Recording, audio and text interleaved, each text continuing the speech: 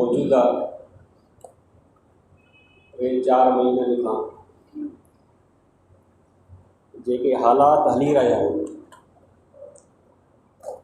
इन्हनि में जेकॾहिं तव्हां या असां सेहतमंद आहियूं त इहा अल्लाह ताला जी का महिरबानी आहे। पर इन में ईअं बि आहे त मुतासिर हर शख़्स ज़रूरु थियो आहे, पोइ उहो समाजी लिहाज़ खां हुजे या माशी लिहाज़ खां हुजे। तकलीफ़ हर हिसाब सां हर माण्हू खे आई आहे, को कंहिंखे थोरी आई आहे, कंहिंखे घणी आई आहे।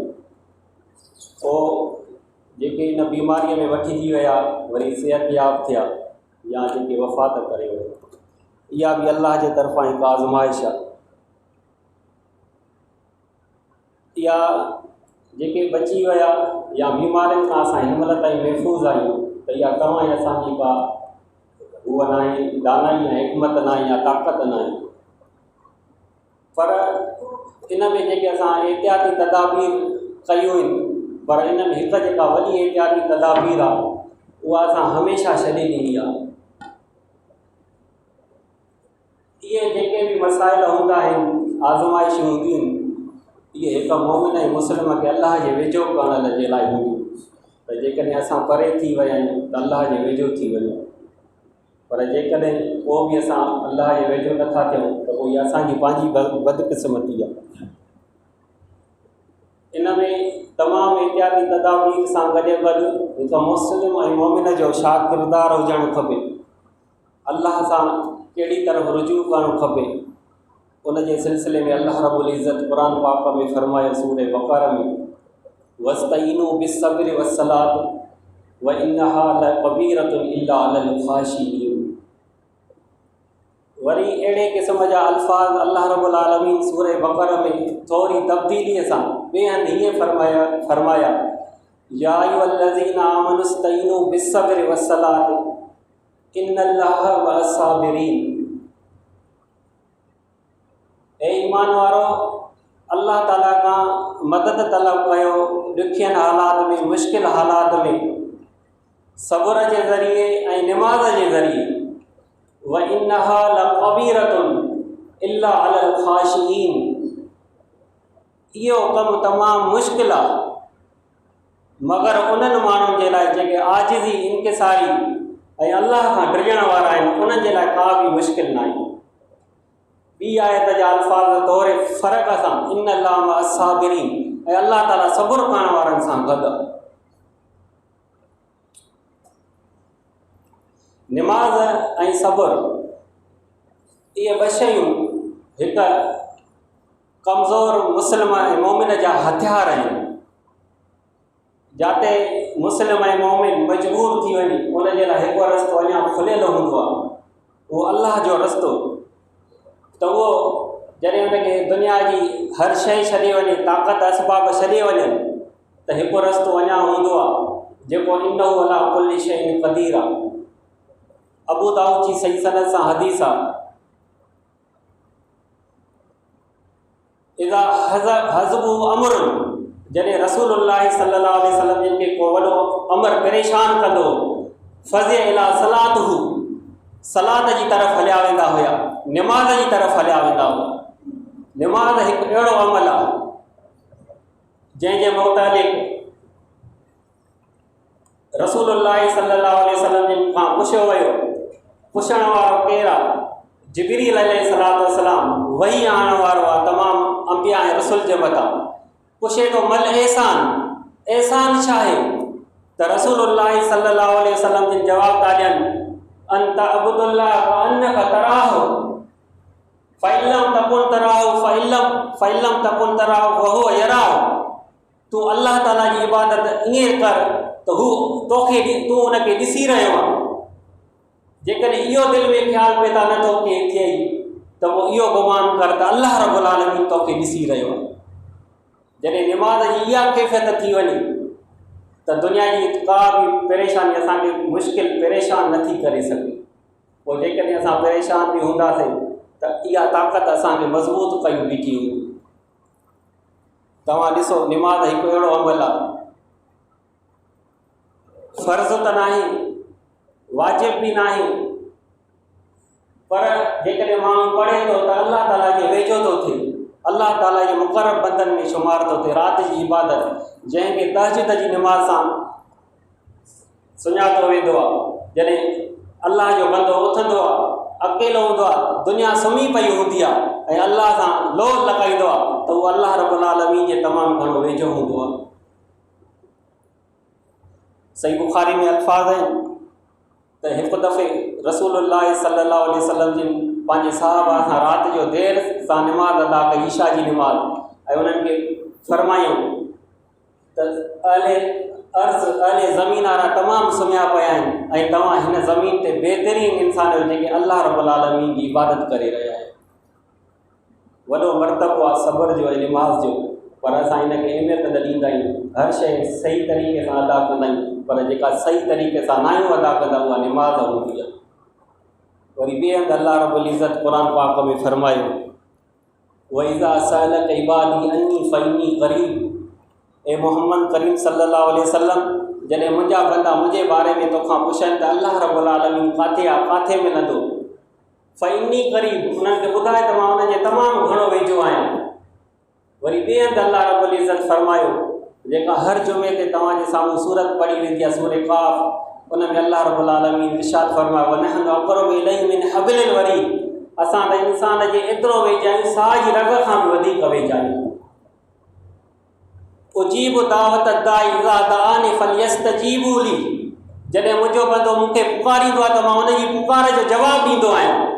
पोइ उनखे खपे त मुंहिंजे इक़ामात खे क़बूल करे, वल युमिनू बी, ऐं मुंहिंजे मथां ईमान आणे, लअल्लहुम यरशदून, जीअं उहे हिदायत याब थी वञनि। हिते अल्लाह रब्बुल आलमीन हिकिड़ी अटल ॻाल्हि करे छॾी, उजीब दावत दाई, जॾहिं मुंहिंजो बंदो मूंखे पुकारींदो आहे त मां उनखे उनजी पुकार जो जवाबु ॾींदो आहियां। पोइ उहो कहिड़ी सूरत में ॾींदो आहे, उनजूं मुख़्तलिफ़ सूरतूं हिते मां बयानु नथो करे सघां, मुख़्तसिर टाइम आहे। वरी ॿिए हंधि अल्लाह रब्बुल इज़्ज़त फरमायो सूरह मोमिन में, वक़ाल रब्बुकुम उदऊनी अस्तजिब लकुम, तुंहिंजे रब इहो फरमाए छॾियो आहे, मूंखे पुकारे त मां तुंहिंजी पुकार जो जवाबु ॾींदुसि। इन्नल लज़ीन यस्तकबिरून अन इबादती सयदखुलून जहन्नम दाखिरीन, जेके माण्हू मुंहिंजी इबादत खां इनकार था कनि उहे अनक़रीब जहन्नम में ज़लील ऐं रसवा थी करे दाख़िल थींदा। हिन आयत में ॿ जुमिला आहिनि। पहिरीं आयत जे पहिरें हिसे में अल्लाह रब्बुल आलमीन दुआ जो अल्फाज़ बयानु फरमायो, आयत जे ॿिए हिसे में इबादत जो लफ़्ज़ फरमायो। इबादत दुआ आहे, दुआ इबादत आहे। जंहिंखे दुआ जो सलीक़ो अची वियो हुनखे इबादत जो सलीक़ो अची वियो। इन जे करे अहमद जी सही सनद सां हदीस आहे, रसूलुल्लाह सल्लल्लाहु अलैहि वसल्लम जिन फरमायो, अद्दुआ हुवल इबादत, दुआ ई दर हक़ीक़त इबादत आहे। अद्दुआ मुख़ुल इबादत, दुआ इबादत जो मग़ज़ आहे, हक़ीक़त आहे असल में। जेकॾहिं असां इबादत कयूं था, रुकू ऐं सजदो कयूं था, पर मुश्किल हालात में अल्लाह खां अलावा ॿियनि खे था पुकारियूं, त इहा इबादत नथा कयूं। असां इबादत खे सम्झो न आहियूं। रुकू ऐं सजदो कयूं था मस्जिद में अची करे, पर कंहिं पीर ऐं वलीअ जी दरगाह ते हली वियासीं, असां इबादत खे न सम्झियो आहे। मुस्लिम ऐं मोमिन जो हिकिड़ो हथियार जेको हूंदो आहे, मुश्किल हालात हुजनि कहिड़ा बि हुजनि, उहे अल्लाह रब्बुल आलमीन खे पुकारींदो। वाक़ुलु क़ौली हाज़ा ली व लकुम अस्तग़फिरुल्लाह अस्तग़फिरुल्लाह।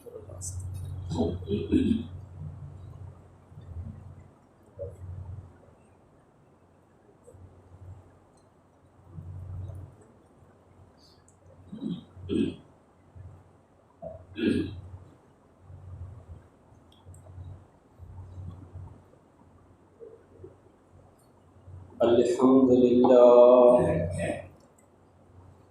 इन्नल हम्दलिल्लाहि नहमदुहु व नस्तईनुहु व नस्तगफिरुहु व नु'मिनु बिल्लाहि व नतवक्कलु अलैहि व नऊज़ु बिल्लाहि मिन शुरूरि अनफुसिना व मिन सय्यिआति आमालिना। मन यहदिहिल्लाहु फला मुज़िल्ल लहु व मन युज़लिल फला हादिय लहु।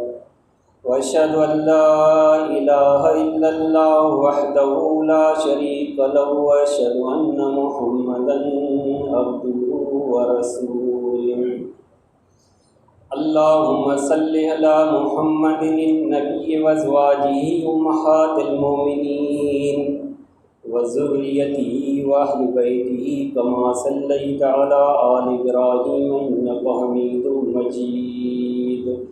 फ़इन्न खैरल हदीस किताबुल्लाह व खैरल हदी हदी मुहम्मदिन सल्लल्लाहु अलैहि वसल्लम व शर्रल उमूरि मुहदसातुहा व कुल्लु मुहदसतिन बिदअह व कुल्लु बिदअतिन ज़लालह व कुल्लु ज़लालतिन फिन्नार। तव्हांजे साम्हूं मुख़्तसरन मां ॿ वाक़ियात बयानु कंदुसि। ॿई सही बुख़ारीअ में। टाइम बचो त टियों बि वाक़ियो बयानु कंदुसि। सही बुख़ारीअ में आहे। जुमे जो ॾींहुं हुयो, रसूलुल्लाह सल्लल्लाहु अलैहि वसल्लम जे मिंबर ते बीठा हुया। मस्जिद नबवी आहे, साहबा जो जमे गफ़ीर आहे। जुमे जे दौरान हिकु सहाबी आयो ॿाहिरां ऐं रसूलुल्लाह सल्लल्लाहु अलैहि वसल्लम जिनखे दौरान ख़ुतबा पंहिंजी परेशानीअ जी हालत बयानु कई। ए अल्लाह जा नबी, असांजो माल हलाक थी वियो, असांजी औलाद बुख ते वेठी आहे, हर शइ ख़तमु थी चुकी आहे। तव्हां अल्लाह रब्बुल आलमीन खां दुआ घुरो त अल्लाह रब्बुल आलमीन इनखे आसानीअ में तब्दील करे, इन कहत खे ख़तमु करे। उहो सहाबी थो चवे, रसूलुल्लाह सल्लल्लाहु अलैहि वसल्लम जे पंहिंजा हथ कयां ऐं अल्लाह रब्बुल आलमीन खां दुआ घुरियऊं, अल्लाहुम्मा सय्यिबन नाफ़िअन, ए अल्लाह नफ़ा बख़्श बारिक सां असांखे मुस्तफ़ीद फरमा। ऐं अल्लाह जो नबी सल्लल्लाहु अलैहि वसल्लम मिंबर तां लथा त बारिश शुरू थी वई। ऐं उहो सहाबी थो चवे त जंहिं टाइम ते अल्लाह जो नबी ख़ुतबो ॾेई रहियो, उन टाइम ते कंहिं बि क़िस्म जो को बि आसार न हुयो। परे परे ताईं को बादल नज़र अची न हुयो। गर्मीअ जी शिदत हुई ऐं अल्लाह जो नबी जॾहिं मिंबर तां लथा त उनजी ॾाढी मुबारक बारिश में तर थी वई। इहा सूरत हाल पूरो हफ़्तो जारी रही। बारिश पूरे अरब खे, पूरे इलाइक़े खे ज़रखेज़ करे छॾियो। हर माण्हू उन मां फ़ाइदामंद थी वियो। उहो ई सहाबी रसूलुल्लाह सल्लल्लाहु अलैहि वसल्लम जे मिंबर ते तशरीफ़ फ़रमाइनि। उहो ई सहाबी थो अचे त अल्लाह जा नबी, हाणे अल्लाह खां वरी दुआ घुरो त बसि असांजी हाणे ज़रूरत पूरी थी वई आहे। त वरी अल्लाह जो रसूल सल्लल्लाहु अलैहि वसल्लम जे मिंबर ते ई बीठा आहिनि। अल्लाहुम्मा हवालैना वला अलैना, ए अल्लाह इहा बारिश हाणे आस पास में वसाए, असांखे इन जी ज़रूरत न आहे, असांजे मथां रोके छॾ। अल्लाहुम्मा अलल आक़ाम व ज़िराब व बुतूनिल औदियत व मनाबित शजर, ए अल्लाह इहा बारिश पहाड़नि ते, नंढनि नंढनि टेलनि ते ऐं नदियुनि नालनि में ऐं ॿेलनि ऐं जंगलनि में वसाए। ऐं उहो सहाबी थो चवे त वरी रसूलुल्लाह सल्लल्लाहु अलैहि वसल्लम जे मिंबर तां लथा आहिनि त उहा बारिश बंदि थी वई आहे। त मुश्किल हालात जेॾा बि हुजनि त अल्लाह रब्बुल आलमीन खे पुकारणु खपे। पर असां इन्हनि अमलनि खां पूरा थी वियासीं। मास्क ते ज़ोर हुयो, 6 फुटनि ते दूर हुयो। हा, एहतियात ज़रूरी आहे, पर असां इहो बि था सोचूं त अल्लाह रब्बुल आलमीन जी तरफ़ केतिरो रुजू कयो आहे। अल्लाह रब्बुल आलमीन खे इन मसाइल में, मुश्किलात में, मुसीबतुनि में केतिरो पुकारियो आहे। इहे जेके बि एहतियात आहिनि तव्हांखे तेसि ताईं कुझु बि फ़ाइदो नथा ॾेई सघनि जेसि ताईं अल्लाह रब्बुल आलमीन जो हुकुम नथो थिए। इन जे करे शाह साहब हिकिड़े हंधि फरमायो, पंहिंजे शेर में तमामु सुठा अल्फाज़ आहिनि, फ़क़ीर बि तॾहिं फ़र्क़ु कनि जॾहिं अमुर रब जो थिए। इहे दवाऊं, हीला, असबाब तॾहिं फ़ाइदो ॾींदा आहिनि जॾहिं रब्बुल आलमीन जो अमुर थींदो। जॾहिं रब्बुल आलमीन जो अमुर ई न आहे त तव्हां जेॾा बि इलाज करायो, जेॾियूं बि एहतियाती तदाबीर कयो, जेॾा बि तव्हां वसाइल इस्तेमालु कयो, तव्हांखे दुनिया जी का बि शइ ताक़त नथी ॾेई सघे जेसि ताईं रब्बुल आलमीन जो आर्डर नथो थिए, हुकुम नथो थिए। सही बुख़ारी में ॿियो वाक़ियो आहे, बनी इसराईल जो रसूलुल्लाह सल्लल्लाहु अलैहि वसल्लम जिन बयानु फरमायो त 3 शख़्स हुया, उहे सफ़र में वञी रहिया हुया। अचानक बारिश पइजी वई। उन बारिश खां बचण लाइ हिकिड़ी गार में पनाह वरिती। गार में पनाह वरितो त उहो गार जो मुंहुं बंदि थी वियो। उन्हनि टिनिनि सोचियो त हाणे त असां हिकिड़ी मुसीबत मां निकितासीं, ॿी मुसीबत में फासी वियासीं। उन्हनि टिनिनि अलाह जा नेक बाना हुया। उन्हनि टिनिनि पाण में ॻाल्हि ॿोल कई ऐं चयूं त हाणे हिते तव्हांखे का बि शइ कमु नथी अची सघे मगर तव्हांखे तव्हांजी सचाई कमु अची सघे थी। जेको तव्हां पंहिंजी सची दिलि सां अमल कयो आहे उहो अलाह रब्बुल आलमीन जे हुज़ूर पेश कयो त अलाह रब्बुल आलमीन तव्हांखे इन मुसीबत मां निजात ॾेई सघे थो। उन्हनि मां हिकिड़े शख़्स चयो, ए अल्लाह, तूं ॼाणे थो त मूं वटि हिकु मज़दूर कमु कंदो हुयो, जंहिंखां मज़दूरी हिकु फ़र्क़ु चांवरनि ते फ़र्क़ु हुनजो पैमानो हुयो उन दौर जो तय थी हुई त तूं हीउ कमु कंदे मां तोखे फ़र्क़ु चांवरनि जो हेतिरा चांवर ॾींदुसि। उहो कंहिं ॻाल्हि ते मूंखां नाराज़ थी हलियो वियो ऐं कुझु अरसे खां पोइ आयो, उनजे चांवरनि मां ज़रात कई ऐं उन ज़रात मां कहूं वरिती। जॾहिं उहो मूं वटि मोटी आयो त मां उन मूंखां महिनत जो तक़ाज़ा कयो, उहा मां उनखे महिनत में ॻहूं ॾेई छॾी। हो मूंखां वठण लाइ तयारु न हुयो ऐं उन चयो मुंहिंजा त थोरा चांवर आहिनि, हेतिरे तइदाद में इहा ॻहूं मुंहिंजी महिनत न आहे। त उन चयो, उन अलाह जे नेक बंदे उनखे चयो त हिननि चांवरनि जे ज़रिए ई मां ज़रात कई, उन ज़रात मां इहा ॻहूं ख़रीद कई, इहा तुंहिंजी आहे। ॾिसो केतिरे क़दुरु सचाई आहे। ॾियण वारे में बि सचाई आहे, वठण वारे में बि सचाई आहे। अलाह ताला जे तरफ़ां आसानी आहे, पर हिते न ॾियण वारे जी तरफ़ां सचाई आहे न वठण वारे जी तरफ़ां सचाई आहे। ॿिन्हिनि जी दिलनि में खोट आहे। पोइ काॾा मसाइल हल थियनि। असां वटि हर शइ मौजूदु आहे, असबाब मौजूदु आहिनि, महल माड़ियूं मौजूदु आहिनि, बैंक बैलेंस मौजूदु आहे, पर हिक जे ॿिए जे लाइ सचाई न आहे, हिक ॿिए जे लाइ खोट आहे। ज़ाहिरी माफ़ी ॾियूं था, अंदर में उनखे बख़्श जी न आहे त हिनखे न ई छॾिणो कंहिं बि सूरत में, उनखे ज़लील ऐं रसवा करणो आहे। इहे अमल कमु न ईंदा, सचाई कमु ईंदी, सिद्ध कमु ईंदो। ॿियो माण्हू थो चवे, ए अल्लाह, मुंहिंजो पीउ माउ मुंहिंजी अमड़ हुई पुराणी, उन्हनि खे रोज़ु राति जो मां ॿकरियूं ॾुही करे खीर पीआरींदो हुयुमि। हिकु राति ईअं थियो, उन खां पोइ मां पंहिंजे बचनि खे खीर पीआरींदो हुयुमि। हिकु राति ईअं थियो त कंहिं कम में मां फासी वियुमि ऐं देरि सां आयुमि ऐं पंहिंजो खीर जॾहिं हासिलु कयो ॿकरियुनि मां त मुंहिंजी अमड़ सुम्ही पई हुई, हेॾा मुंहिंजा बचा वेठा हुया। मां इहो बुरो महसूसु कयो त पंहिंजी अमड़ खे उथारियां, पर हेॾा इहा बि ॻाल्हि ॾुखी लॻी त मां पंहिंजे बचनि खे खीर पीआरियां। माना ॿई ॻाल्हियूं मूंखे नापसंद हुयूं त मां अमड़ खां पहिरीं बचनि खे खीर पीआरियां ऐं अमड़ खे उथारियां ऐं उनखे तकलीफ़ थिए। ईअं मुंहिंजा सॼी राति बचा रोअंदा रहिया ऐं मां अमड़ खे न उथारियो, उनखे खीर सुबुह जो ॾिनो। ए अल्लाह, जेकॾहिं तूं ॼाणे थो हीउ मां तुंहिंजी रज़ा जे करे इहो अमल कयो आहे त इन मुसीबत मां असांखे निजात त गार जो अञा थोरो पथर हटी वियो, अञा हुयो जेको निकिरण जेतिरो न हुयो। वरी टे शख़्स चयो त ए अल्लाह, मुंहिंजी सौट हुई, चाचे जी धीअ हुई, उहा मूंखे ॾाढी पसंदि हुई। मां उनखां बुरी ॻाल्हि जी तक़ाज़ा कई, उन मूंखां 1000 दिरहमनि जी तक़ाज़ा कई, पर उन मूंखां इनकार करे छॾियो। हिकु साल ईअं थियो जो कहत थियो ऐं उन्हनि खे पैसनि जी ज़रूरत पई ऐं उन मूंखां पैसा घुरिया, मां उनखे पैसा ॾिना।